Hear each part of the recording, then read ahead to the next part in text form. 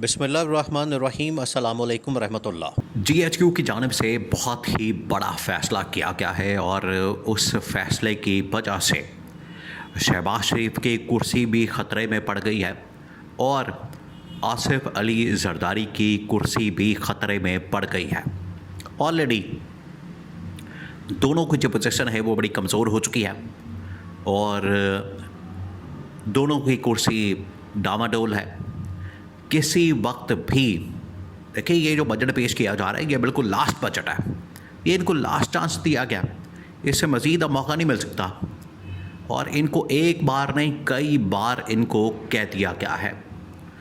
अब ये अपने आप को बचाने के लिए, अपना सर्वाइवल करने के लिए, अपने आप को किसी तरह से सेव करने के लिए हाथ पांव मार रहे हैं। इनकी जानिब से कोशिश की जा रही है, लेकिन वो तमाम की तमाम कोशिश आखिरकार रायगा जा रही है, कोई उसका फ़ायदा नहीं होने वाला। उसकी वजह यह है कि अब बाकायदा जीएचक्यू से फ़ैसला सामने आ गया। अब हुआ क्या, अब जो सीन बना है वो इनके लिए बड़ा ही ख़तरनाक और ख़ौफनाक है और इनके लिए किसी मौत से कम नहीं, क़यामत से कम नहीं। इनके ऊपर जो अब क़यामत बर्पा होने जा रही है, जीएचक्यू ने उसके बारे में फ़ैसला कर लिया है। आपको पता है कि वहाँ पर तकरीबन कोई हफ्ते 10 दिन बाद मुलाकात होती है, एक मीटिंग होती है जिसके अंदर मुल्क की सूरत हाल के बारे में, हालात व वाक़ियात के बारे में जायज़ा लिया जाता है। अब जो मीटिंग हुई है इसका कॉन्टेक्स्ट बड़ा अहम है, क्योंकि ईरान और अमेरिका के दरमियान एक डील हो जाती है। ईरान अमेरिका एक डील कर लेते हैं और ये अब बाकायदा इसके ऊपर सिग्नेचर भी स्विट्ज़रलैंड के अंदर होते हैं। पाकिस्तान की बजाय ये मामला कहाँ पर हुआ, स्विट्ज़रलैंड के अंदर। बहरहाल इसमें ईरान की जानिब से भी पाकिस्तानी फील्ड मार्शल का इस्टेब्लिशमेंट का शुक्रिया अदा किया गया, अमेरिका की जानिब से भी कुछ हद तक शुक्रिया अदा किया गया। तो इस पूरी सूरत हाल का जायज़ा लेने के लिए इस्टेब्लिशमेंट ने ये मुलाकात और ये मीटिंग कॉल की थी, जिसमें इसके बाद देखिए ये डील जो है ये तो एक पहलू है, ये एक डेवलपमेंट है, लेकिन इसके असरात क्या होंगे, इसका इम्पैक्ट क्या होगा, इसके कॉन्सिक्वेंसेस क्या होंगे, इसके ऊपर बड़ा तफसील के साथ, डिटेल के साथ जायज़ा लिया गया है। और इसी मकसद के लिए, इसी काम के लिए जीएचक्यू के अंदर मुलाकात कॉल की गई, मीटिंग कॉल की गई और वहाँ पर इस हवाले से बड़ी डिटेल के साथ डिस्कशन हुई है। तो अब वो गवर्नमेंट के पास, हुकूमत के पास तमाम के तमाम जो बहाने थे, तमाम के तमाम इनके पास जो झूठ होता था, झूठा बयानिया बनाया जाता था कि इंटरनेशनल लेवल के ऊपर डेवलपमेंट हो रही है, हालात बड़े ख़राब हैं, क्राइसिस आ गया है, इकोनॉमिक सूरत हाल ख़राब है, या मुल्की हालात बिगड़ चुके हैं, या जंग शुरू हो चुकी है।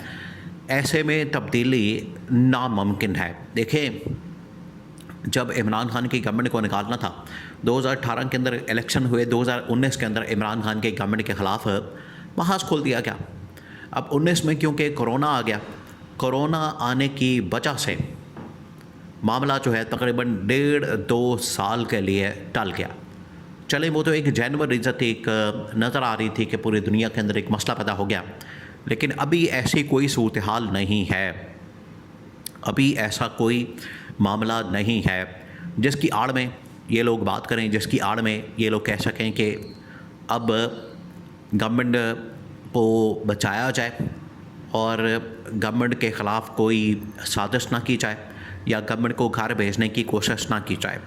अब वो तमाम के तमाम मामलात ख़त्म हो गए जो इन्होंने बहाना और जिसकी आड़ में इन्होंने अपनी गवर्नमेंट को बचाने की कोशिश की। उसमें पहला बहाना पाकिस्तान के इंडिया के ख़िलाफ़ जंग, फिर उसके बाद ईरान अमेरिका की जंग, उसके बाद इन्होंने कहा कि ये जंगें लगी हुई हैं, रीजनल हालात खत्ते के और दुनिया के हालात ऐसे हैं कि मुल्क के अंदर अगर कोई गवर्नमेंट की तब्दीली आती है तो ये स्टेबिलिटी को हिला देगा, स्टेबिलिटी का फैक्टर डिस्टर्ब हो जाएगा।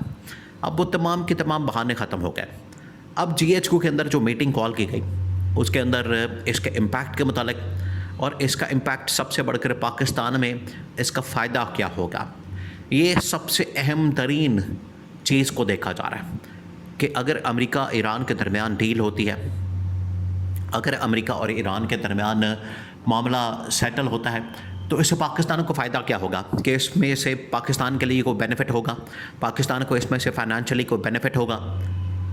और दूसरा ये कि अब वो मिशन, वो टारगेट, वो जो कि इस्टेब्लिशमेंट ने एक डेस्टिनेशन रखी है, उसके मुताबिक अब गवर्नमेंट की तब्दीली, ऐवान सदर के अंदर तब्दीली, वो अब कन्फर्म हो चुकी है कि वो तमाम के तमाम जो डेवलपमेंट्स होनी थी वो अब ख़त्म हो गई। ईरान अमेरिका डील हो गई, पाकिस्तान इंडिया जंग ख़त्म हो गई, इंटरनेशनली मामलात अब स्टेबल हो जाएंगे। तो अब पाकिस्तान के अंदर भी स्टेबिलिटी को लाने के लिए, पाकिस्तान के अंदर भी स्टेबिलिटी एक ऐसा फैक्टर है जो कि पिछले तकरीबन को 2.5 साल से 3 साल से 4 साल से जब से इमरान खान की गवर्नमेंट को निकाला गया वो दिन है और आज का दिन है। 2024 के इंतखाबात भी करवा के देख लिए, लेकिन पाकिस्तान के अंदर स्टेबिलिटी नाम की चीज़ नहीं आई। तो ये जो स्टेबिलिटी का फैक्टर है ये मिसिंग है पिछले कई सालों से। अब इसको मेक श्योर करने के लिए अगर दुनिया के अंदर स्टेबिलिटी आ रही है तो पाकिस्तान के अंदर भी स्टेबिलिटी लाने के लिए दोनों को घर भेजना, शहबाज शरीफ को, आसिफ अली जरदारी को, ये अब फैसला हो गया है। और ये फ़ैसला किसी और जगह नहीं, अडयाला जेल के अंदर नहीं, कौमी असम्बली के अंदर नहीं, या किसी अहम तरीन मुलाकात के अंदर नहीं, बल्कि पाकिस्तान का जो पावर सेंटर है, पाकिस्तान का जो ताकत का मरकज़ है GHQ, वहाँ पर ये मीटिंग हुई और टॉप मिलिट्री कमान की ये मुलाकात, जो तकरीबन कोई हर हफ्ते 10 दिन बाद पाकिस्तान की सूरत हाल का जायज़ा लेने के लिए, इंटरनेशनल लेवल की सूरत हाल का जायज़ा लेने के लिए ये मीटिंग कॉल की जाती है। और उसके अंदर ये फ़ैसला किया गया है कि पाकिस्तान में स्टेबिलिटी लाना, अगर पाकिस्तान ने थोड़े बहुत कोई बेनिफिट हासिल करने हैं इंटरनेशनल लेवल के ऊपर, कोई इन्वेस्टमेंट में या पाकिस्तान का इमेज बेहतर करने में, तो बड़ा ज़रूरी है कि दोनों को फ़ारिग किया जाए। और उसकी जगह या तो आप न्यूट्रल आदमी, एस्टैब्लिशमेंट को बंदा प्लांट कर दे, या फिर इमरान खान की वापसी का बंदोबस्त किया जाए। ये बात के ऑप्शन है, ये बात के सिनारियो हैं, लेकिन पहले फेज़ के अंदर दोनों को निकालने का फ़ैसला हो गया है। और ये फ़ाइनल फ़ैसला है, ये पत्थर पे लकीर है, ये बिल्कुल आप समझिए कि लास्ट डिसीजन है। इससे 1 इंच भी अब ऊपर नीचे चीज़ नहीं हो सकती, 1 इंच भी। ये बिल्कुल फ़ाइनल डिसीजन, फ़ाइनल फ़ैसला किया गया है।